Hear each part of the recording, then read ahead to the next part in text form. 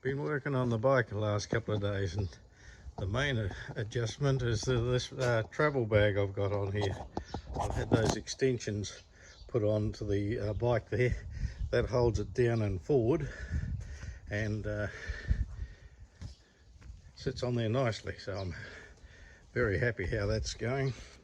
And this is waterproof. There's a waterproof outer cover on there. The seam has got a seam in there that's waterproof, and inside that I'll have waterproof bags as well.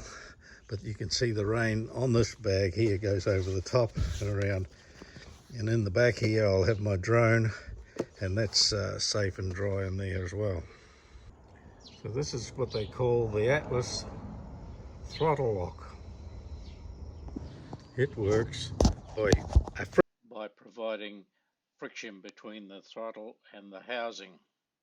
The bike's just been in for its first warrant since I've owned it, and I chopped out one tyre at 15,000 k's, and new chain and sprocket on for this next season. I had this tyre that had had little use, so I'll use that this winter, and I'll put a fresh TKC 80 on the front in the spring. I'm getting used to this convex mirror here now. You can see cars here, no trouble at all, just back here. They're 45 degrees, and this side here you can see anything happening there. I smashed my previous headlight and I've upgraded it to this LED one here.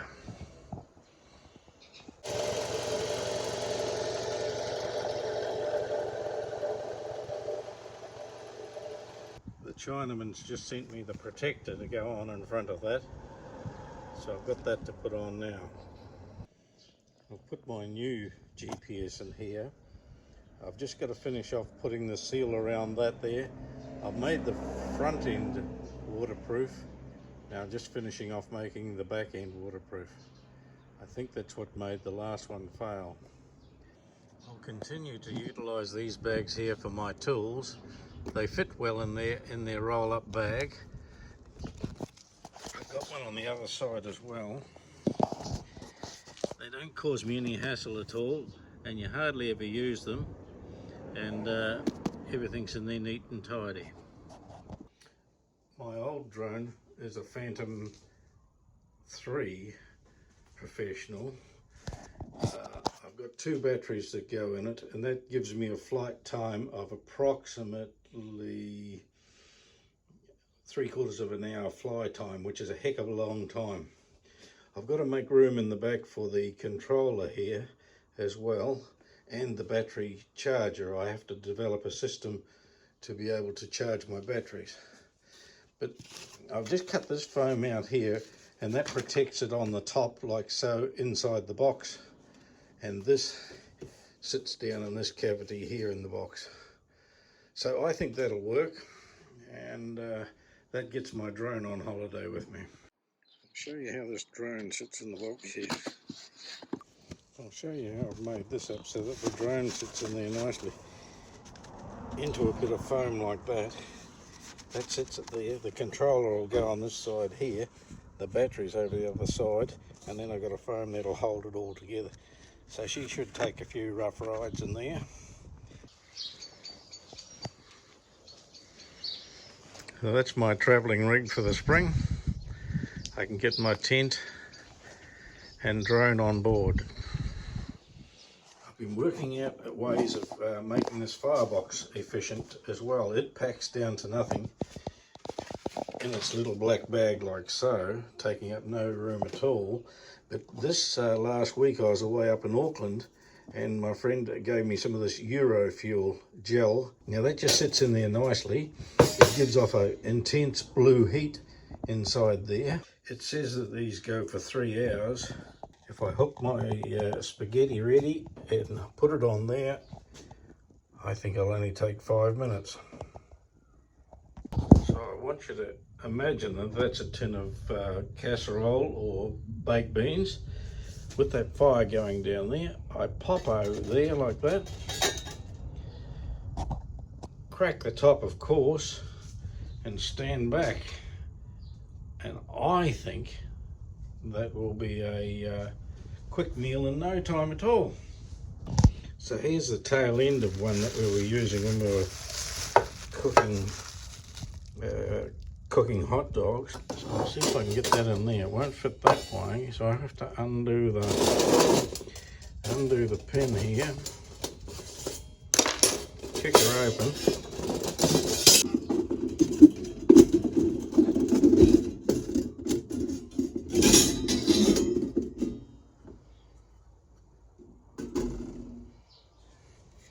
The gel may need a bit of a stir.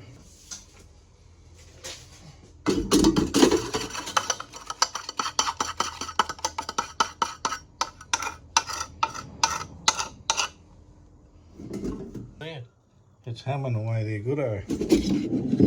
So I've got to get this back in.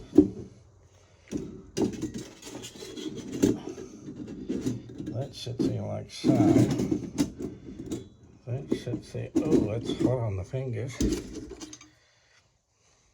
Yeah, but just by giving it a stir, got it going better. And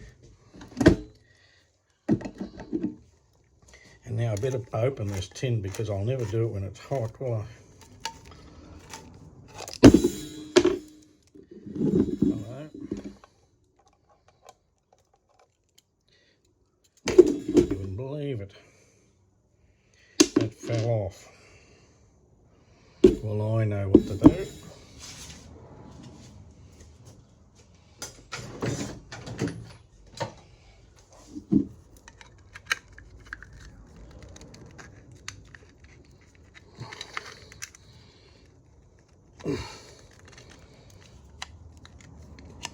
Should be able to get a spoon in there. Oh, now what have I done? I'll put the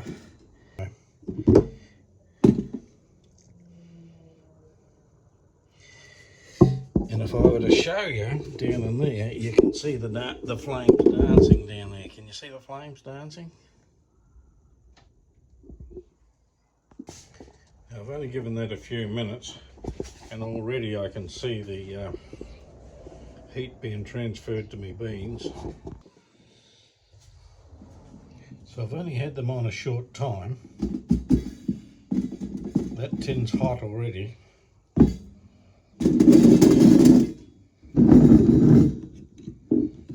We stir, the bottom ones will be the hottest. Look at that. Cowboy tucker. Nice. And you know, you can't blow that out. Won't that be handy? So I have to extinguish it by putting a cap across top. Might be able to stifle it by putting that across.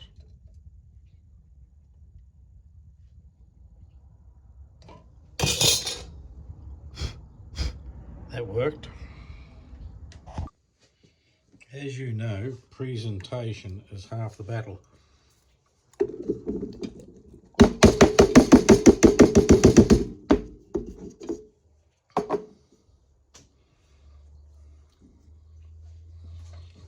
And the proof is in the eating.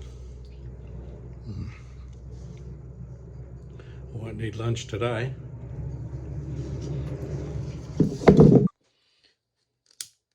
So let's get the billy on again. Yeah, that's away. Look at that. Close that.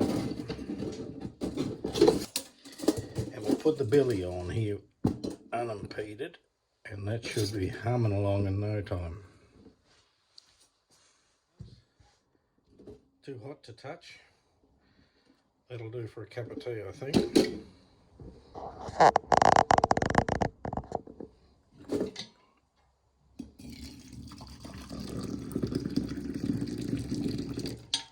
I'll make one for Bev in case she's out here.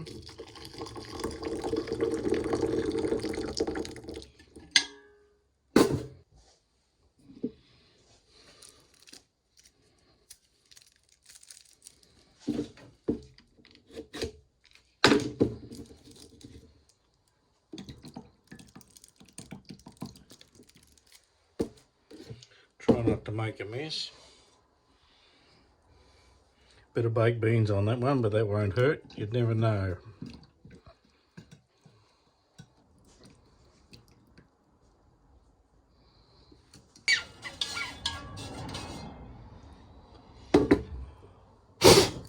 No, you see, you still can't blow it out.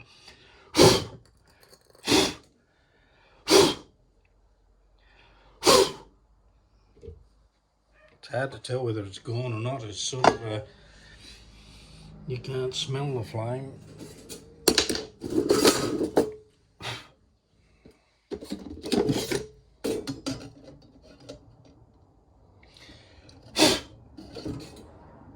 Good.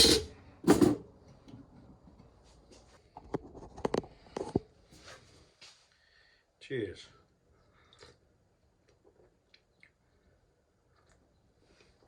No tainted chemical in that whatsoever.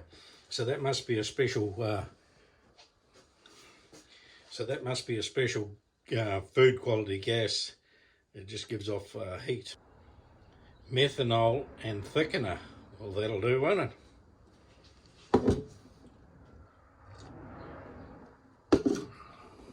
Just had a thought about this. I'm going to suck that gel into like a syringe or something like that. That would be easier to pack. And then all I need is a cup or something like that to squirt the gel in to get the flame and get it more intense. But I think it does need to be inside a tin to stop the wind getting at it. Work in progress.